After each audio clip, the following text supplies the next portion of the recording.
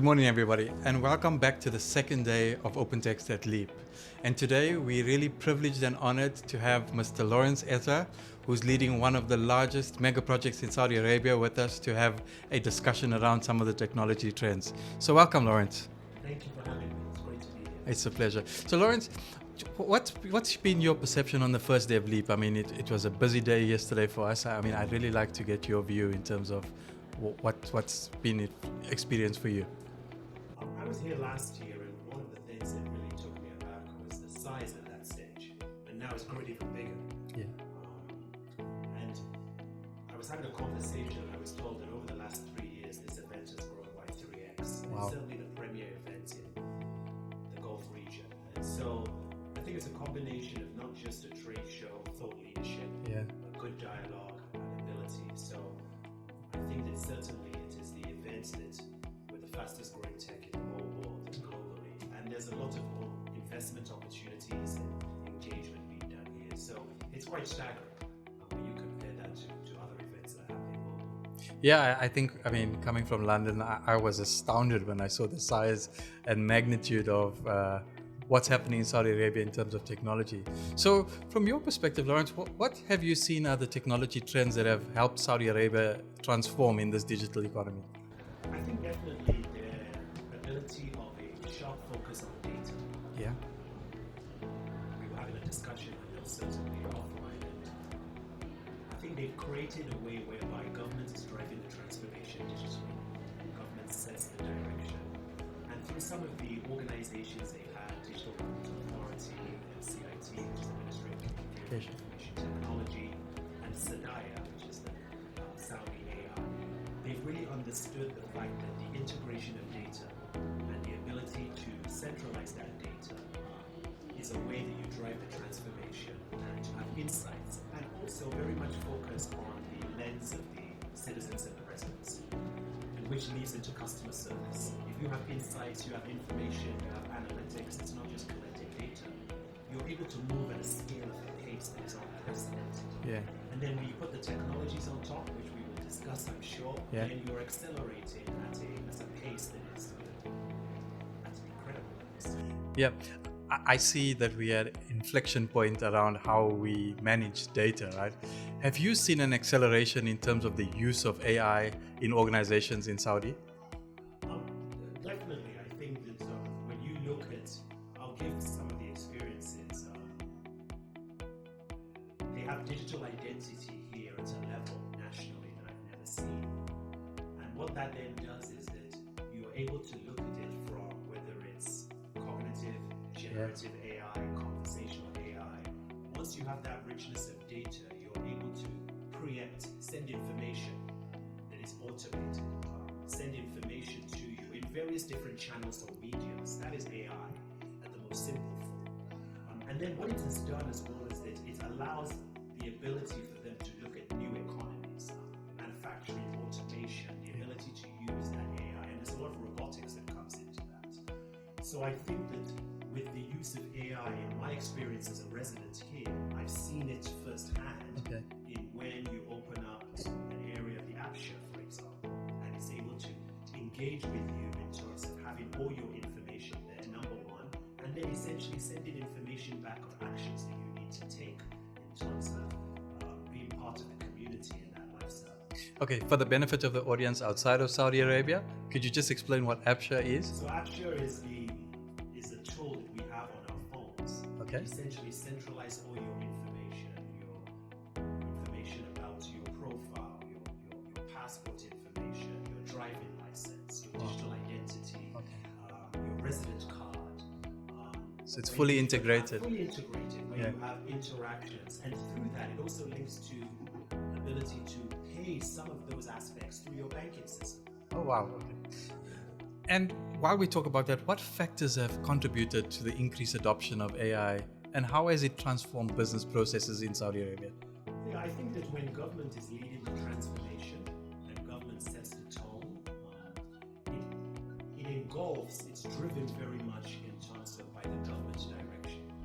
And what that means is that you move away from necessarily a federated model where you have many different levels of government. Exactly. It goes nationally to say, here's the direction, and we we see that through Vision 2030, in terms of that.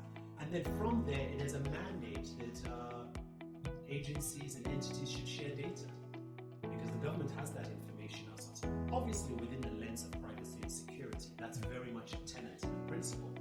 But I see the fact of that when it's absorbed, it's there. And also a young population who now are brought up that way. They're using their phones, they're using digital media. So you have a young population under 38, you have a government direction, you have the resources, you have the vision, you have the aspiration, and I call it the golden age. All that has come together, and that is what is driving, in my view, the transformation. Yeah, that's really interesting, because I think when we were chatting earlier, we were speaking about, how fast-paced the digital transformations happen in Saudi, while I think the physical change is taking a little bit longer. So do you maybe want to touch on a little bit we spoke about all the advantages, but what are some of the challenges that organizations are facing adopting these sort of technologies, and how are they addressing those challenges?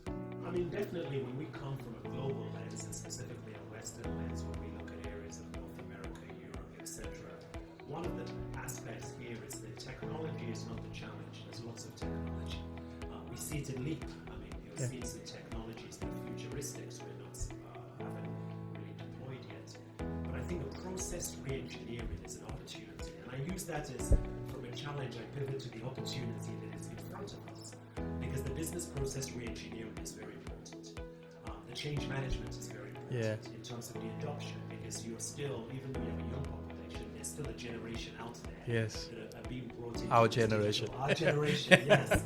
I feel sometimes being here that certainly the age is going by very quickly, but I hope I still feel young at heart. So the business process re-engineer and the governance. So change management, business process re-engineering, and governance. I think those are the three opportunities that have to be parallel as you evolve in the technology. Because the key is that if the technology is available but it's not adopted and it's not adopted based on certain principles we discussed earlier,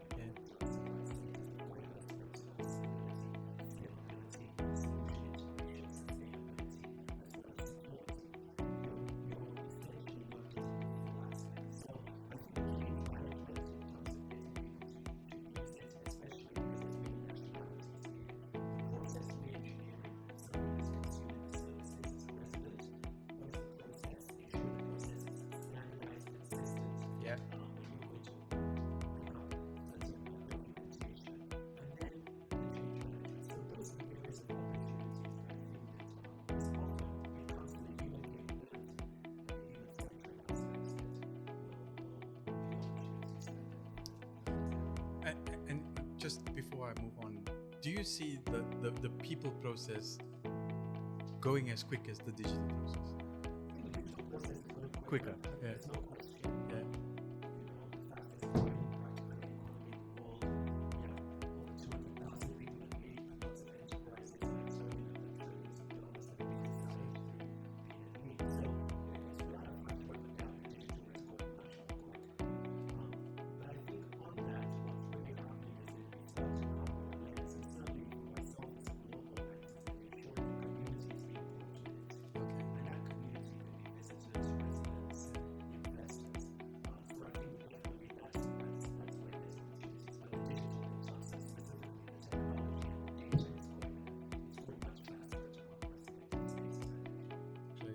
Now, considering the dynamic of modern day-to-day business, right, and the diverse industries that we have, which ones do you see are transforming quickly, and what's the success factor for the agility that's helping them drive that? Firstly, tourism. I think tourism is transforming, and we've heard about some of the ways that some of the ability of access into the kingdom has been really transformed with other governments around the world.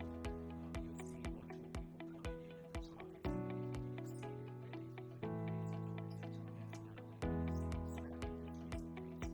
exceeded already.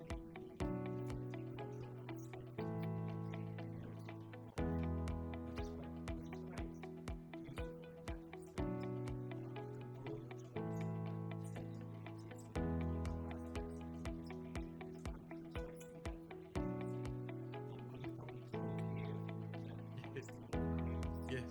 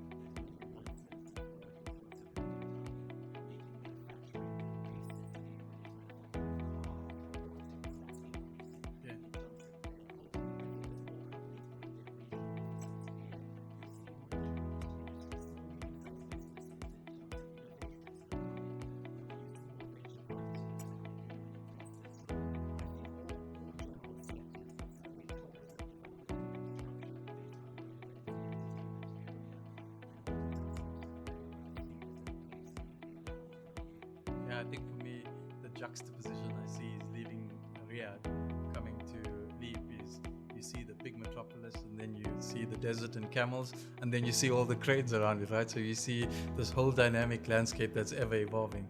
Lawrence, thank you so much for joining us. But before we close, I mean, what are your top 3 takeaways for those people operating in this ever-changing landscape of Saudi Arabia? Yeah, and I think I'll put it also to a lifestyle and a human standpoint. Having lived in 5 countries, Nigeria, the United Kingdom, Canada, and the US, and I mentioned this earlier, it's the most digitally advanced country I've lived as a place. I use one example of digital identity, it's just at the base. The second component is the safety. The growth safety in terms of the warmth and the breadth of the Saudis are very welcome in terms of the engagement and the ability to welcome us is very important. So the transformation digitally is very strong. The safety is very important. And the things I've experienced and really enjoyed is that the way of being proactive in the is more proactive here because with the data being centralized in private security, you won't see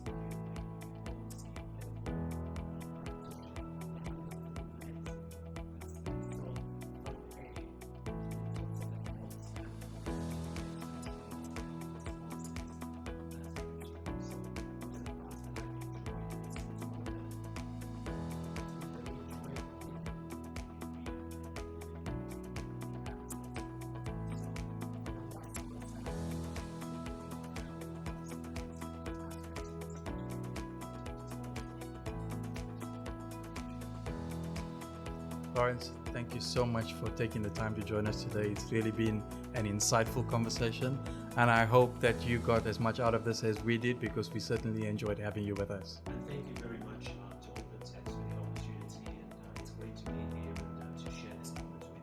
I really appreciate that. Thank you, Lawrence. Thank you, everybody.